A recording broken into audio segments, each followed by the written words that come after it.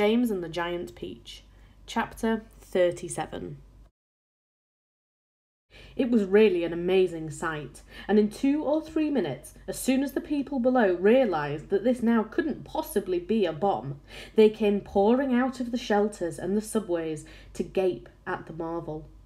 The streets for half a mile around the building were jammed with men and women, and when the word spread that there were actually living things moving about on top of the great round ball, then everyone went wild with excitement.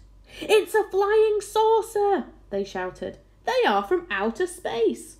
They are men from Mars! Or maybe they came from the moon!" A man who had a pair of binoculars to his eyes said, "They look pretty peculiar to me, I'll tell you that." Police cars and fire engines came screaming in from all over the city and pulled up outside the Empire State Building. 200 firemen and 600 policemen swarmed into the building and went up in the elevators as high as they could go.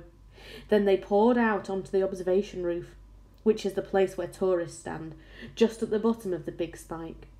All the policemen were holding their guns at the ready, with their fingers on the triggers, and the firemen were clutching their hatchets. But from where they stood, almost directly underneath the Peach, they couldn't actually see the travellers up on the top. "Ahoy there!" shouted the chief of police. "Come out and show yourselves!" Suddenly, the great brown head of the centipede appeared over the side of the Peach. His black eyes, as large and round as 2 marbles, glared down at the policemen and the firemen below. Then this monstrous, ugly face broke into a wide grin.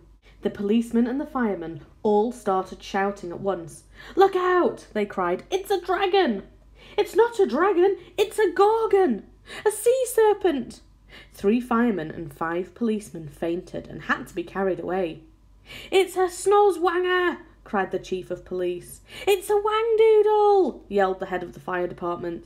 The centipede kept on grinning. He seemed to be enjoying enormously the commotion that he was causing.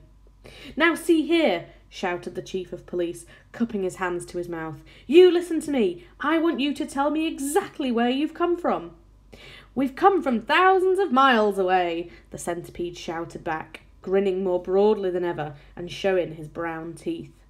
"There you are!" called the chief of police. "I told you they came from Mars." "I guess you're right," said the head of the fire department. At this point, the old green grasshopper poked his huge green head over the side of the Peach, alongside the centipedes. 6 more big strong men fainted when they saw him. "That one's an oink!" screamed the head of the fire department. "I just know it's an oink!" "Or a cockatrice!" yelled the chief of police. "Stand back, men, it may jump down on us at any moment." "What on earth are they talking about?" the old green grasshopper said to Centipede. "Search me," the centipede answered, "but they seem to be in an awful stew about something." Then Miss Spider's large, black, murderous-looking head, which to a stranger was probably the most terrifying of all, appeared next to the grasshoppers. "Snakes and ladders!" yelled the head of the fire department. "We are finished now. It's a giant scorpula." "It's worse than that," cried the chief of police. "It's a vermicious nid. Oh, just look at its vermicious, gruesome face." "Is that the kind that eats fully grown men for breakfast?" the head of the fire department asked. "I'm afraid it is," the chief of police answered. "Oh, please, why doesn't someone help us get down from here?" Miss Spider called out. "It's making me giddy." "This could be a trick," said the head of the fire department. "Don't anyone make a move until I say." Soon there were no less than 7 large, fantastic faces peering down over the side of the Peach. The centipedes, the old green grasshoppers, Miss Spiders, the earthworms, the ladybirds, the silkworms, and the glowworms. And a sort of panic was beginning to break out among the firemen and the policemen on the rooftop. Then, all at once, the panic stopped, and a great gasp of astonishment went up all around. For now, a small boy was seen to be standing up there beside the other creatures. His hair was blowing in the wind, and he was laughing and waving and calling out, "Hello, everybody, hello!" For a few moments the men below just stood and stared and gaped. They simply couldn't believe their eyes. "Bless my soul!" cried the head of the fire department, going red in the face. "It really is a little boy, isn't it?" "Don't be frightened of us, please," James called out. "We're so glad to be here." "What about those others beside you?" shouted the chief of police. "Are any of them dangerous?" "Of course they're not dangerous," James answered. "They're the nicest creatures in the world. Allow me to introduce them to you one by one, and then I'm sure you will believe me.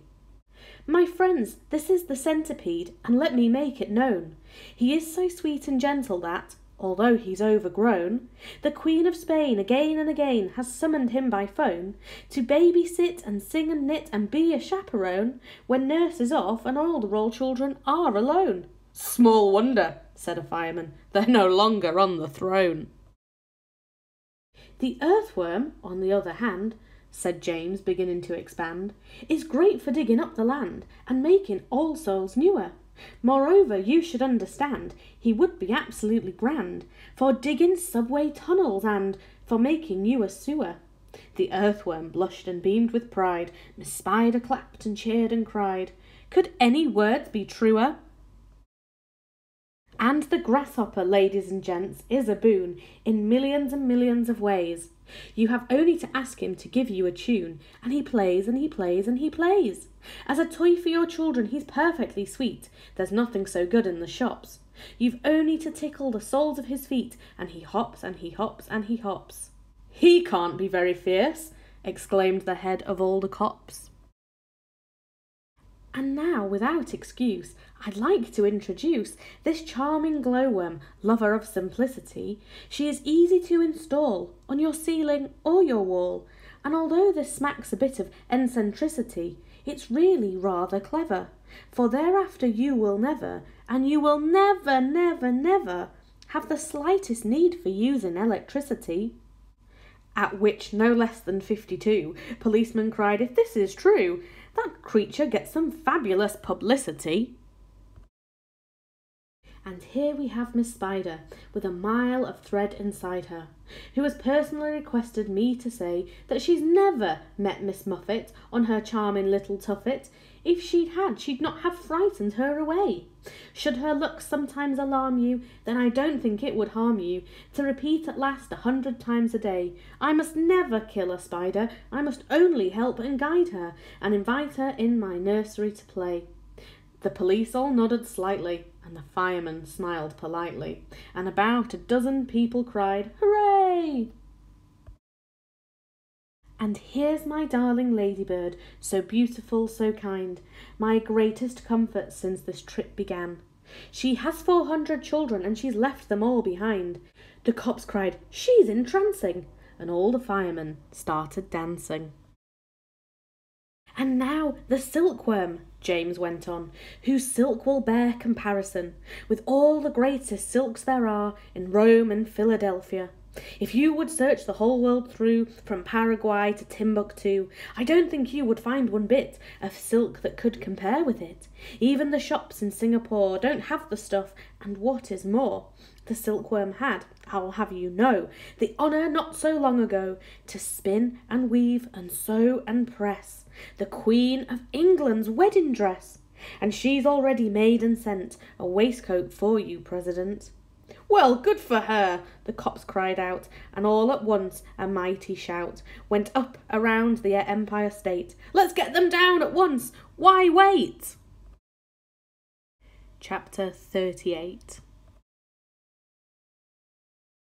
5 minutes later, they were all safely down, and James was excitedly telling his story to a group of flabbergasted officials. And suddenly, everyone who had come over on the Peach was a hero. They were all escorted to the steps of City Hall, where the Mayor of New York made a speech of welcome. And while he was doing this, 100 steeplejacks, armed with ropes and ladders and pulleys, swarmed up to the top of the Empire State Building and lifted the giant peach off the spike and lowered it to the ground. Then the mayor shouted, "We must now have a ticker-tape parade for our wonderful visitors." And so a procession was formed, and in the leading car, which was an enormous open limousine, sat James and all his friends.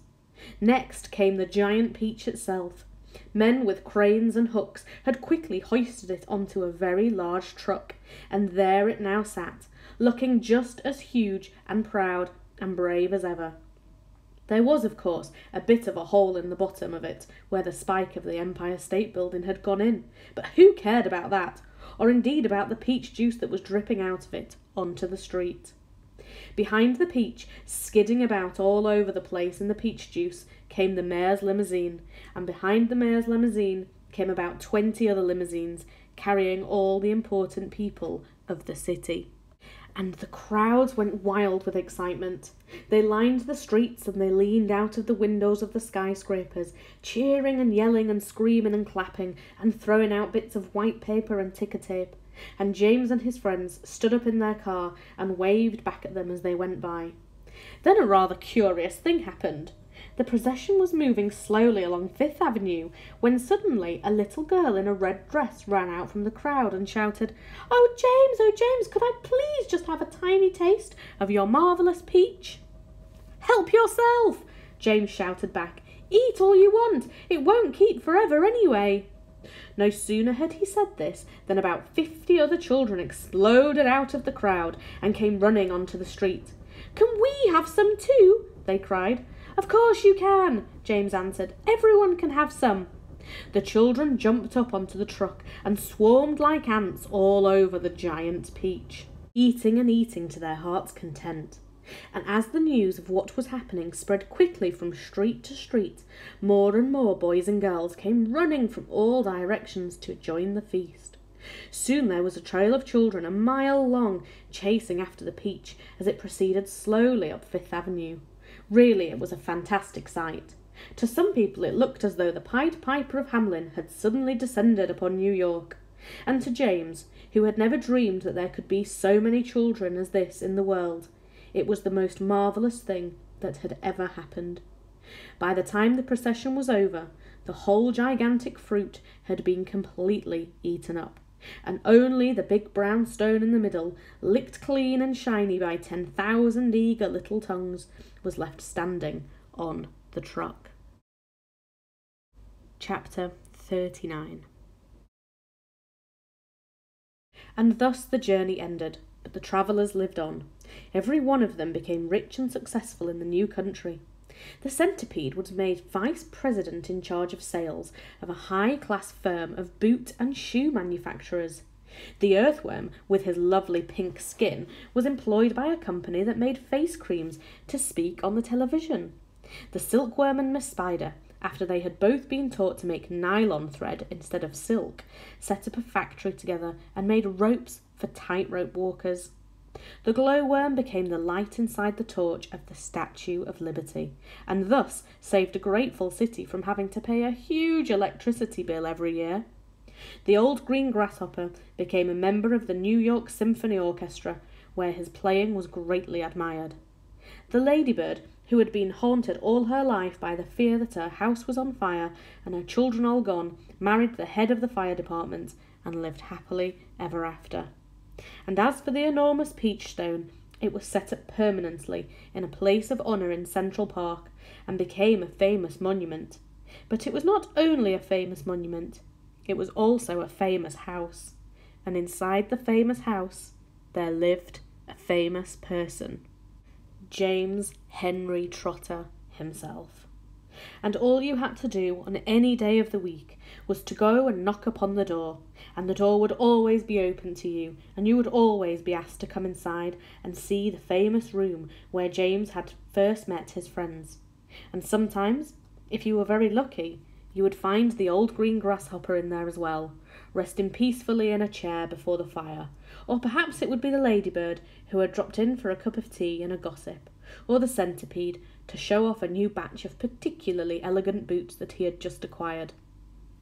Every day of the week, hundreds and hundreds of children from far and near came pouring into the city to see the marvellous peach stone in the park, and James Henry Trotter, who once, if you remember, had been the saddest and loneliest little boy that you could find, now had all the friends and playmates in the world.